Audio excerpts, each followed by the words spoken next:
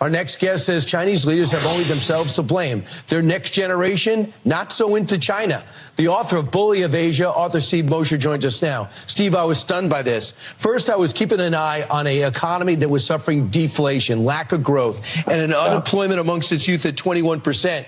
But the ones that are working or they can get a job are choosing not to. Yeah, well, the unemployment rate is actually probably twice that, Brian. I mean, it sounds incredible that 46 or 50% of the young people in China would be unemployed. But look, the Chinese Communist Party always lies with numbers.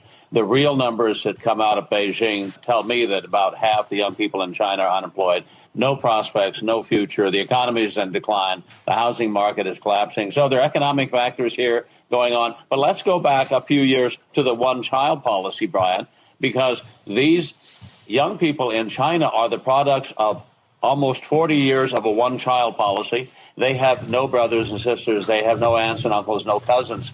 They were raised by two parents who doted on them, four grandparents who doted on them. We call them little emperors for a reason, because most of them are boys. Most of them are young men. There are 30 million more young men than women in China. These young men don't have any prospects for marriage, don't have any prospects for having a family. Naturally, they're depressed. Then add to that the COVID lockdowns. My goodness, we had COVID lockdowns here. China's COVID lockdowns lasted far longer and were far harsher than ours. 2 years, social isolation.